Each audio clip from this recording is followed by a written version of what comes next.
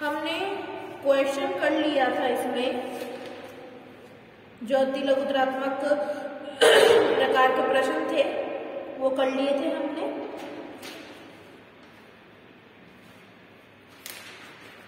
और लघुत्तरात्मक प्रश्न कुछ मैंने आपको होमवर्क के लिए दे दिए थे। अब जो बचे हुए प्रश्न हैं लघुत्तरात्मक के, वो मैं आपको कंप्लीट करवा रही हूँ। मुझे उम्मीद है कि आप लोगों ने होमवर्क में दिए गए सारे लघुत्तरात्मक प्रश्न कंप्लीट कर लिए होंगे।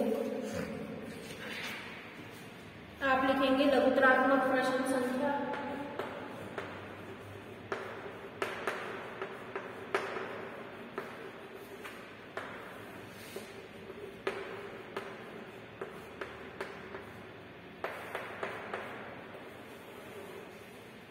लघुत्तरात्मक प्रश्न अपन कंटिन्यू कर रहे हैं।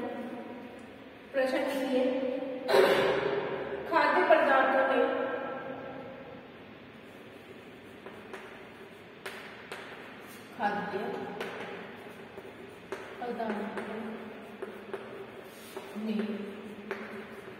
दूर देशों के बीच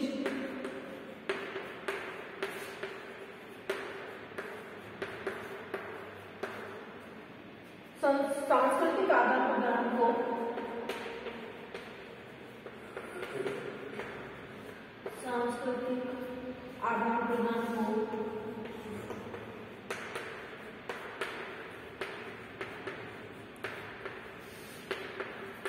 बढ़ावा दिया।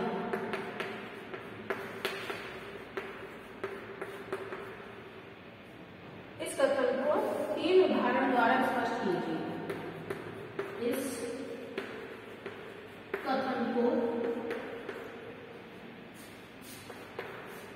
3 उदाहरण द्वारा स्पष्ट कीजिए।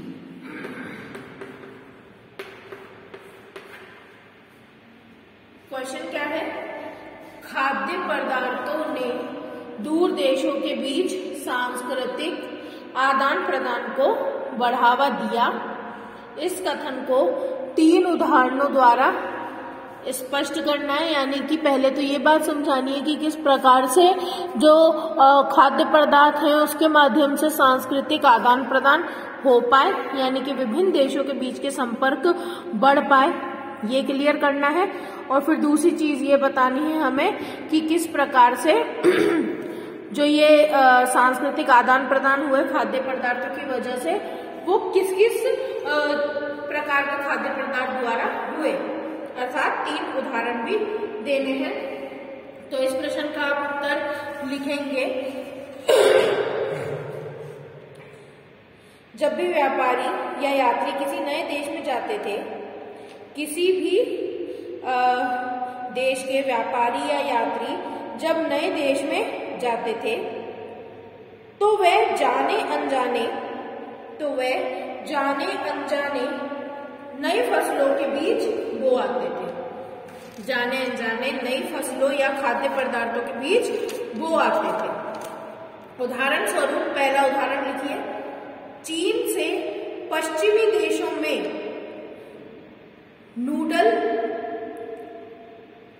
नूडल्स पहुंचे, उन्हीं से स्पैगेटी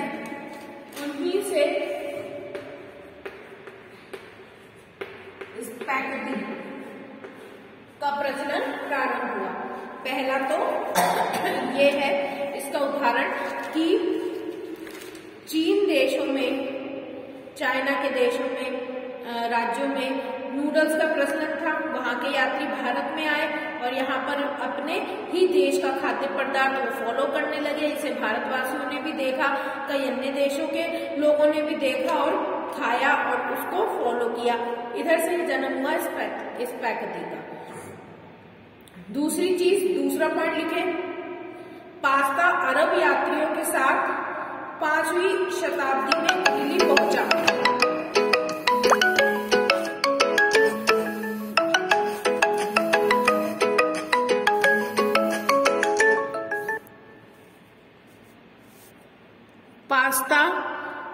5वीं शताब्दी में अरब वासियों के साथ इटली पहुंचा।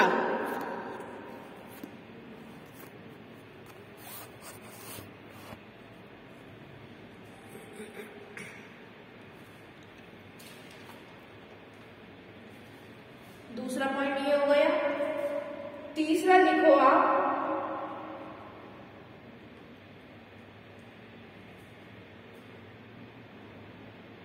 आलू, सोयाबीन, टमाटर, आलू, सोयाबीन, टमाटर, मिर्च आदि जैसे खाद्य पदार्थ, आलू, सोयाबीन, मिर्च, टमाटर आदि जैसे खाद्य पदार्थ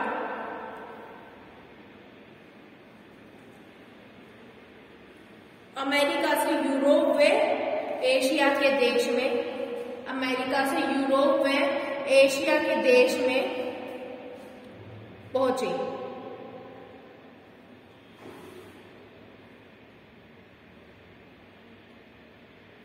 ये 3 उदाहरण हो गए। अगला प्रश्न लिखिए आप,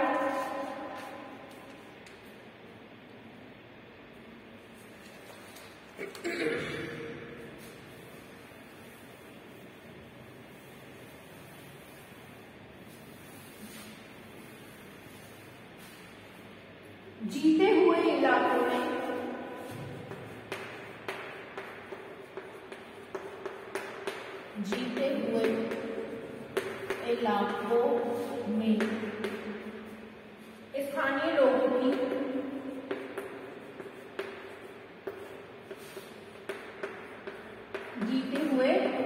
इलाकों में स्थानीय लोगों की फ्रांसीसी शासन के प्रति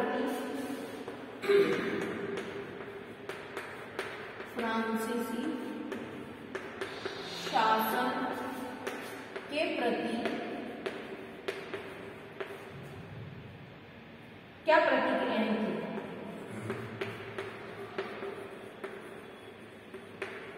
क्या प्रतिक्रियाएं थी?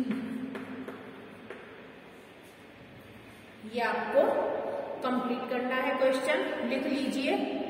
जीते हुए इलाकों में स्थानीय लोगों की फ्रांसीसी शासन के प्रति क्या प्रतिक्रियाएं थी? ये फ्रांसीसी क्रांति वाले चैप्टर में से है। इसका आंसर लिखिए। पॉइंट नंबर 1, कई स्थानों व शहरों में फ्रांसीसी सेना का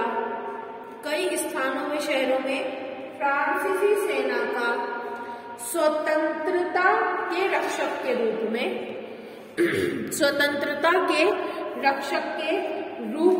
स्वागत किया गया। कई इलाकों में फ्रांसीसी सेना का स्वतंत्रता के रक्षक के रूप में स्वागत किया गया। पॉइंट नंबर 2 लिखिए।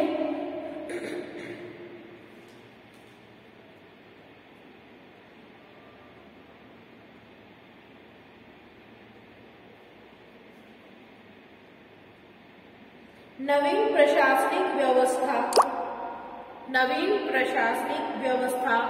के अंतर्गत कर वृद्धि,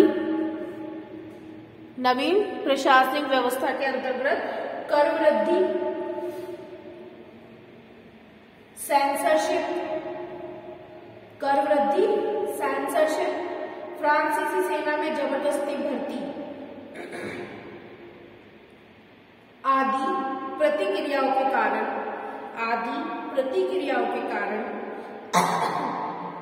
स्थानीय लोगों ने नवीन प्रशासन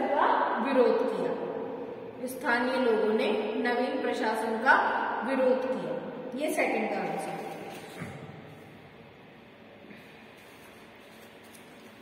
अगला क्वेश्चन लिखिए। 1909 में गांधी जी द्वारा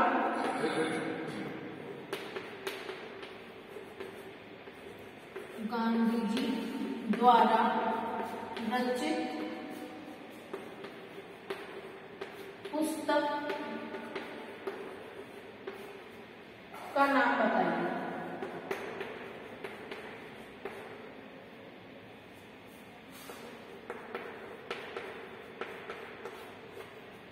उन्होंने स्वतंत्रता प्राप्ति हेतु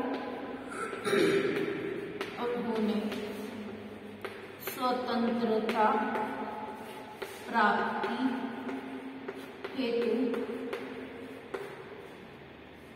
अंग्रेजों के विरुद्ध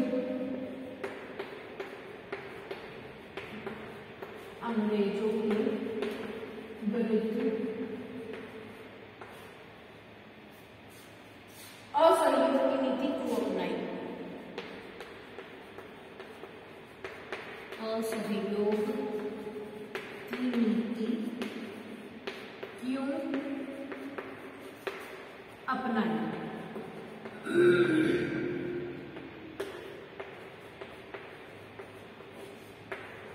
ये हमें क्वेश्चन में पूछा गया है कि 1909 में गांधी जी ने कौन सी पुस्तक लिखी थी?